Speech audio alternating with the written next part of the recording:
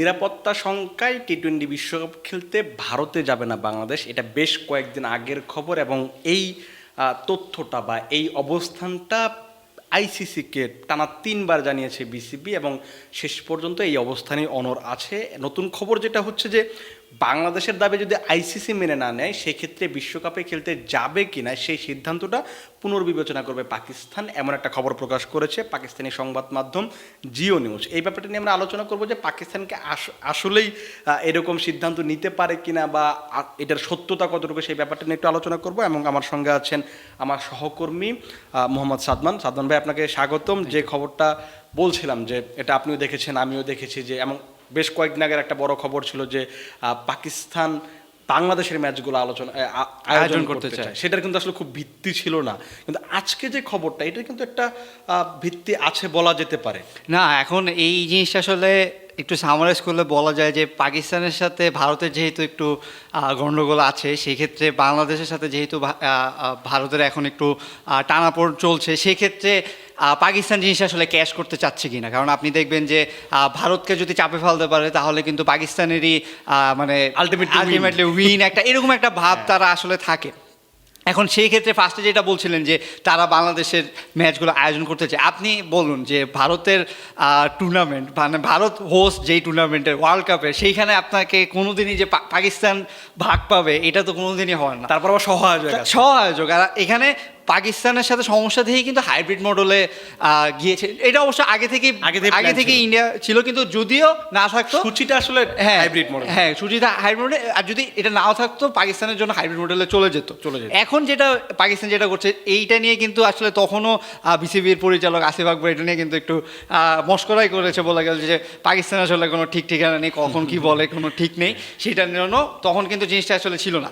আজকে যেই নিউজটা আসলে বড় এসেছে, জিও নিউজ যেটা আসলে করেছে, যে পাকিস্তান বাংলাদেশের এই দাবিটা যদি মেনে নেওয়া না হয় যে শ্রীলঙ্কায় তাদের ম্যাচগুলো শিফট করতে হবে, তাহলে পাকিস্তানও রিকনসিডার করবে যে তারা ওয়ার্ল্ড কাপে যোগ দেবে, কিন্তু যোগ দেবে না। এখানে কিন্তু এমন কিছু নেই যে বাংলাদেশের গ্রুপ চেঞ্জ হলে পাকিস্তানের ইন্ডিয়া যে খেলতে হবে। পাকিস্তানের কিন্তু অলরেডি সব শ্রীলঙ্কাতে খেলা, পাকিস্তানের এখানে কোনো ইস্যুই নেই। কিন্তু তবুও বিসিসিআইকে আসলে চাপে ফেলার জন্য আমার মনে হয় যে পাকিস্তানের এই টাইপের কথাবার্তা চলছে।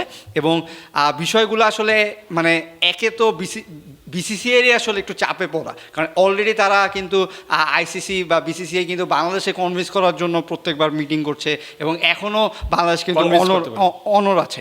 সো সেই ক্ষেত্রে পাকিস্তান যদি আরেকটু প্রেশার দিতে পারে, তাহলে হয়তো বিসিসিআই আরেকটু চাপে পড়বে। সেইটাই আসলে আমার মনে হয় যে পাকিস্তানের উদ্দেশ্য। মানে এখানে একটা বড় গেম আছে, সেটাতে বলবো। তার আগে আমার যেটা হচ্ছে যে পাকিস্তান সংবাদ মাধ্যম কিন্তু এরকম মানে এই টাইপের নিউজ, মানে এই টাইপের নিউজ বলতে বলছে যে একটা গুঞ্জন রটানোতে অনেক পটু, মানে এটা কিন্তু অনেক সময় হয়ে যায়। কিন্তু এটার সত্যতা কিভাবে প্রকাশ, মানে আমরা কিভাবে বুঝবো, সেটার একটা বড় উদাহরণ হতে পারে যে আমাদের সিনিয়র যিনি সাংবাদিক আছেন আরিফুর রহমান বাবু ভাই, তিনি জাগো নিউজে কাজ করেন বিশেষ প্রতিনিধি হিসেবে, তিনি ওই প্রতিবেদকের সঙ্গে কথা বলেছিলেন, যে তিনি জানতে চেয়েছেন যে আসলে এই ব্যাপারটা আসলে কি, যে তোমরা যে একটা নিউজ তুললা, এটা আসলে ভিত্তিটা কি। কারণ বিসিবির যেহেতু কেউ কথা বলছে না, তো স্বাভাবিকভাবে আসলে ওইখানে আসলে যোগাযোগ করতে হচ্ছে। সেখানে জিনিসটা তিনি ব্যাপারটা এরকম করে বলেছেন যে পিসিবি এখনো আনুষ্ঠানিকভাবে আইসিসিকে কিছু বলেনি, তবে একটা জিনিস সত্য, বিসিবি এবং পিসিবির সঙ্গে আলোচনা হচ্ছে, এরকম একটা সিদ্ধান্ত আসলেও আসতে পারে। সো সেক্ষেত্রে ওই যে আপনি যেটা বললেন যে আমরা ওই জায়গাটা দিতে পারি কিনা, যে বাংলাদেশকে ব্যবহার করে পাকিস্তান একটা উইন পেতে চায়। না অবশ্যই, কারণ আপনার ভারতের সাথে তো আসলে পাকিস্তান অনেকদিন ধরেই সমস্যা চলছে। এখন যেহেতু আরেকটা দল এসেছে যে যাদের সাথে ভারতের সমস্যা হচ্ছে, বা একই টাইপেরই কিন্তু সমস্যা হচ্ছে, যে আপনি এই দেশে যে খেলতে চাচ্ছেন না, ভারত যেমন পাকিস্তানে যে খেলতে চায় না। পাকিস্তান কিন্তু এই জিনিসটাই শিথিল ছিল আগে, যে ভারতে যে তারা খেলেছে এমন যে খেলে, কিন্তু ভারত একদম যে খেলবে না বলেছে আর খেলেইনি। ইভেন আইপিএলও পাকিস্তানের কোনো প্লেয়ারকে নেওয়া হয় না। এইবার কিন্তু বাংলাদেশের সাথে সেই কাজটাই হলো, যে বাংলাদেশের একজন মুস্তাফিজের একজনকে বাদ দেওয়া হলো এই ভূ রাজনৈতিক ইস্যুগুলোর কারণে। সো সেই ক্ষেত্রে এই পলিটিক্সটা আসলে আমার মনে হয় যে পাকিস্তান করছে। এবং আমি তো বললাম যে পাকিস্তানের কিন্তু এখানে আসলে হারানোর কিছু নেই, পাকিস্তান শ্রীলঙ্কাতেই খেলবে, এটা আগে থেকেই বলা। পাকিস্তান এখানে কোনো চেঞ্জ হবে না। আইসিসিকে একটা প্রেসার ক্রিয়েট, আইসিসি বলতে কিন্তু এখন বিসিসিআই আমরা বুঝি। আপনি যতই জিনিসটাকে আলাদা করুন না কেন, এটা একটা ওপেন সিক্রেট যে জয় শাহ যেহেতু বিসিসিআই সেক্রেটারি ছিলেন, তিনি এখন আইসিসির চেয়ারম্যান, এবং তিনি ভারতকে সুবিধা দিবেন, এইটা আসলে না বুঝার কিছু নেই। না আমি আসলে একটু এখানে আপনার সাথে মানে একটু আপনাকে দ্বিমত কেন করতে চাই, সেটা হচ্ছে শুধু জয় শাহ না, আমার কাছে মনে হয় যে আরও যারা আসছিলেন এখানে যারা দায়িত্বে ছিলেন তারাও হয়তো ওই পার্সেন্ট মানে ওই জিনিসটা চিন্তা করতেন। এটা বড় কারণ হচ্ছে যে পুরো আইসিসির পুরো বাজারটাই হচ্ছে ভারত কেন্দ্রিক। কারণ আপনি যদি ইনকাম করেন 100 টাকা, সেখানে 80 থেকে 90 টাকা ইনকাম হয় আপনার ভারত থেকে। সো আপনি অটোমেটিক্যালি আপনি হয়তো ইচ্ছে করে দিবেন না, মানে আমি ধরেন এই জিনিসটাকে একটু নিউট্রাল রাখতে চাচ্ছি, আপনি হয়তো ইচ্ছে করে দিচ্ছেন না, কিন্তু একটা সময় পর গিয়ে তো ওইখানে একটা অ্যাডভান্টেজ তাকে পেতেই হয়, কারণ আপনাকে যখন পুরো ইনকামটা সে দেবে সেটা স্বাভাবিকভাবে হবে। কিন্তু আমি যেটা আলোচনা করতে চাই সেটা হচ্ছে যে আপনি যদি দেখে থাকেন কয়েকদিন আগের কালকে বা পরশুর একটা রিপোর্ট ছিল তা আমাদের তারেক মাহমুদ ভাইয়ের, যিনি প্রথম আলো ক্রীড়া সম্পাদক, তিনি একটা প্রতিবেদন করেছেন যে 3টা উপায় হতে পারে যে এখানে বাংলাদেশ যে বিসিবি আইসিসির সঙ্গে আলোচনা করছে সেটার একটা হতে পারে কূটনীতিক। কূটনীতিকের একটা জিনিস হচ্ছে যে এই পাকিস্তান, শ্রীলঙ্কা, আফগানিস্তান কিংবা এই পার্শ্ববর্তী যে দেশগুলো আছে বাংলাদেশের যাদের সাথে সম্পর্ক ভালো তাদের দিয়ে একটা প্রেশার ক্রিয়েট করতে পারে। এই যে তাদের দিয়ে প্রেশার ক্রিয়েট করতে পারে তার একটা ফার্স্ট স্টেপ কি পাকিস্তান কিনা? না, অবশ্যই, কারণ পাকিস্তানি তো আপনার মানে প্রথম যাদের সাথে আপনার ভারতের ডিরেক্ট ক্ল্যাশ। কারণ আপনি শ্রীলঙ্কা বা আফগানিস্তান তো আসলে ইন্ডিয়ার পক্ষে, আমরা এটা কিন্তু এখন খুব ভালোভাবেই দেখি যে তারা আইপিএলে যেভাবে সুযোগ পায়। সুযোগ পাওয়া না, তাছাড়াও যদি বেশ কিছুদিন কয়েক মাস আগের একটা ঘটনা দেখেন যে তাদের সরকারের সঙ্গে কিন্তু আগে কিন্তু ভারতের এত ভালো সম্পর্ক ছিল, কিন্তু এখন যে সরকারটা আছে তাদের সঙ্গে কিন্তু আনুষ্ঠানিকভাবে একটা ভালো সম্পর্ক তৈরি হয়েছে এবং রাজনৈতিক কিছু ব্যাপার সামনে এগিয়ে এসেছে। তো সেখান থেকে ধরে নেওয়া যায় তাদের সাথে ওই সম্পর্কটা ভালো, ওই অবস্থাটা হয়তো তারা নেবে না, মানে বাংলাদেশের পক্ষে হয়তো অবস্থানটা তারা নেবে না, এখন নেবে না, হ্যাঁ, খেলোয়াড় ভাবে নেবে না। তো সেই ক্ষেত্রে পাকিস্তানের সাথে এই যে বিসিবি যদি এইভাবে যায় যে অন্যান্য বোর্ডের কাছে যাবে, বিসিসিআইকে প্রেশার দিতে বা আইসিসি প্রেশার দিতে, এখন আমার মনে হয় যে বিসিবি, আমি কিন্তু আজকে একটা নিউজ প্রথমত পড়ছিলাম যে বিসিবি কিন্তু অলরেডি আয়ারল্যান্ডের সাথে একটা যোগাযোগ করছে যে তাদের সাথে যেহেতু সোয়াপ করা যায় না, কারণ বিসিবি আইসিসিকে এই প্রস্তাবটা দিয়েছে যে গ্রুপ সোয়াপ করা যায় কিনা, উল্টো থেকে আবার আইসিসি আয়ারল্যান্ডকে বলেছে যে না, তোমাদের কোনো গ্রুপ সোয়াপ হবে না। সো সেই ক্ষেত্রে বিসিবিকে হয়তো এরকম বলতে পারে আইসিসি, তুমি দেখো যে কনভিন্স করে পারো নাকি যে হ্যাঁ যে আয়ারল্যান্ডকে তুমি সহজে, কারণ আয়ারল্যান্ড খেলতে চায় না, আয়ারল্যান্ডও ইন্ডিয়াতে আইসা খেলবে না। তো সেই ক্ষেত্রে বাংলাদেশের এখন মেইন টার্গেট যেটা হওয়ার উচিত, আমার যেটা মনে হয় যে আয়ারল্যান্ডের সাথে বা যেই গ্রুপটার সাথে কনভিন্স করে গ্রুপটা চেঞ্জ করা যায় নাকি, এই যে যাদের সাথে সম্পর্ক ভালো তাদের দিয়ে একটা যে কূটনৈতিক যে ব্যাপারটা আপনি কূটনৈতিক ব্যাপারটা বলছেন যে, কিন্তু পাকিস্তানকে দিয়ে বা এইভাবে যদি করতে যায় তখন কিন্তু বিসিসিআই দেখা যাবে যে মানে আরও একটু রাফ হয়ে যেতে পারে। এই সংখ্যাটাও কিন্তু রয়েছে যে না, তুমি মানে এত প্রেশার দিচ্ছ, বাংলাদেশ তাহলে খেললো না, পাকিস্তানের সাথে হয়তো কিছু করবে না কিন্তু বাংলাদেশে খেলবে। কারণ আমরা এরকম আগেও দেখেছি যে নিরাপত্তাজনিত কারণে কিন্তু আগে ওয়ার্ল্ড কাপে অস্ট্রেলিয়া যায়নি, সাউথ আফ্রিকা যায়নি। সো এমন না যে এটা প্রথমবার হচ্ছে।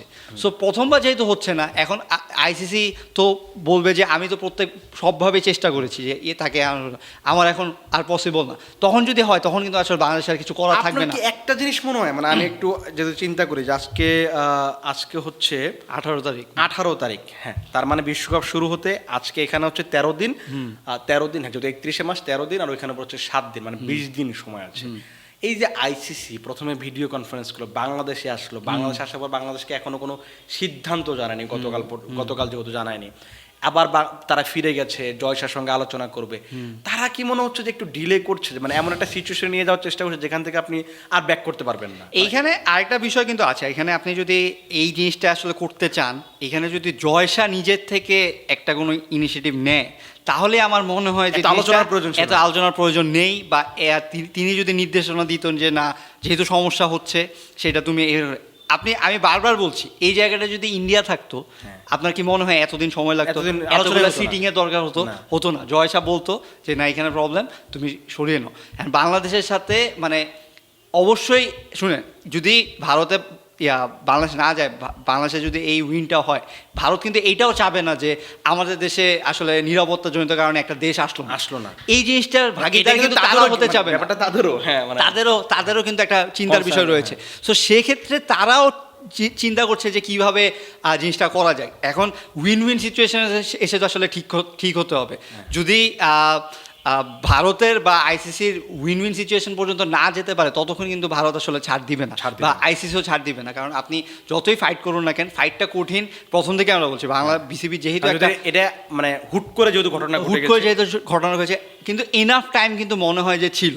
বাংলাদেশ যখন কনসার্নটা জানিয়েছে, ভারত বা জয়শা যদি আসলে তারাও যদি চেত, তাহলে কিন্তু মনে হয় যে সলিউশনটা করা যেত। কিন্তু যেহেতু বাংলাদেশের সাথে বা পাকিস্তানের সাথে এখন পাকিস্তানও যোগ হচ্ছে, তো সেই ক্ষেত্রে ভারতও জিনিসটা হয়তো কঠিন করে দিতে পারে। মানে হ্যাঁ, এখন এত এমন হতে পারে যে পার্সোনালি নিয়ে নিবে যে হ্যাঁ, পাকিস্তান হ্যাঁ, ওই পক্ষে চলে হ্যাঁ, গেছে, হ্যাঁ, হ্যাঁ। সো তাদের কাছে লড়াইটা এখন আসলে বাংলাদেশ বাদ দিয়ে ভারত পাকিস্তান হতে হ্যাঁ, পারে। মানে এরকম একটা না, situation- এটা তো আসলে সবাই আসলে বুঝতে পারছে যে একসময় ভারতের সাথে যেই বন্ধুত্বটা ছিল বা পাকিস্তানের সাথে যে দূরত্বটা ছিল, সেটা কিন্তু এখন উলট পালট হয়ে Change হয়ে গেছে। পুরো Just চেঞ্জ হয়ে গেছে, U-turn মেরে গেছে। ইউটার্ন দিয়েছে। হ্যাঁ, আপনি পাকিস্তানের সাথে এতটা সেখানে আপনি যে ভারতের সাথে সম্পর্কটা খারাপ হয়েছে। আপনি আরেকটা দিকে দেখবেন যে আইপিএলে যখন মুস্তাফিজকে সরিয়ে দিল, সাথে সাথে পিএসএলে কিন্তু মুস্তাফিজকে নিয়ে নিয়েছে।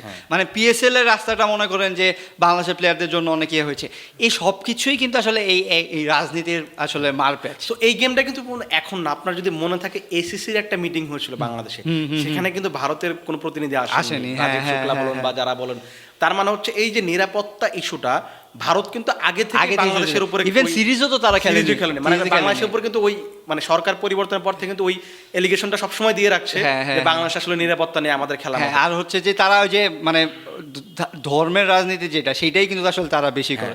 আপনি দেখবেন যে একটা মনে করেন যে কেউ একজন মারা গেল, আপনি কিন্তু তখন একটা মুসলমান মারা গেলে তখন কিন্তু কোথাও বলে না যে এই মুসলিম ব্যবসায়ী মারা গিয়েছে। কিন্তু আপনার যখন একটা হিন্দু কেউ মারা যায়, তখন কিন্তু বলে হিন্দু চাকরিজীবী বা হিন্দু এই যে জিনিসগুলো করছে, এইগুলোর কারণে কিন্তু আসলে এটা শুধু আমরা সবাই মিলে, মানে আমি অ্যাজ এ হোল বলছি যে বাংলাদেশ বলুন বা ভারত বলুন, অ্যাজ এ হোলি আসলে আমরাকে একটা ধর্মকে বা একটা যে কোনো একটা জায়গাকে এইভাবে রিপ্রেজেন্ট করছে যে মানুষজন এটা দ্বারা মানে মানে এখানে আসলে বিদ্বেষ সব দিকে এইরকম মানুষ রয়েছে যে আপনি এই পাশে উগ্র আছে, এই পাশে উগ্র আছে।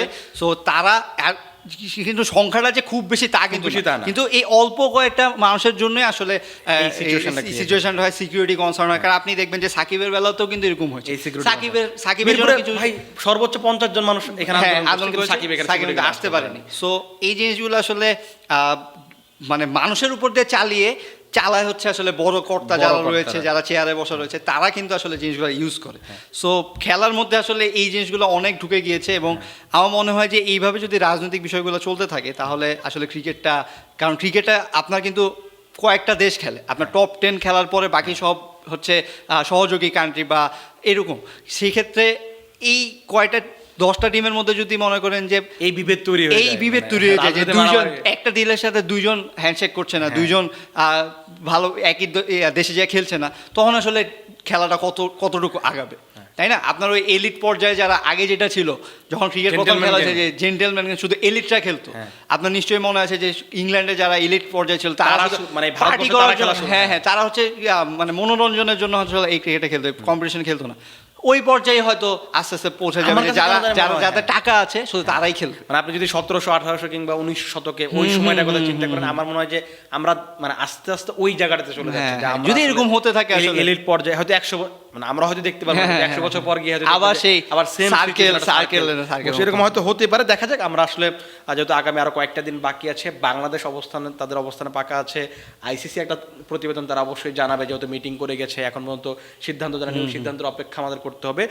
আমরা চাইবো যে বাংলাদেশ বিশ্বকাপটা খেলুক, কিন্তু সেটা অবশ্যই নিরাপত্তা নিশ্চিত করে। সেটা যদি ভারতের নিরাপত্তা নিশ্চিত করে বাংলাদেশ খেলতে যেতে পারে সেটা ওকে, আর যদি ভারতের নিরাপত্তা না থাকে, বাংলাদেশ বোর্ড যদি মনে করে, মানে এটা আপনাকে বোর্ড এবং সরকার যদি মনে করে যে না ভারতে যা পসিবল না, অবশ্যই আমরা ভারতে যেতে চাই না, সেক্ষেত্রে শ্রীলঙ্কা যদি ভেন্যুগুলো সরিয়ে না যায়, সেক্ষেত্রে একটা ভালো সমাধান হতে পারে।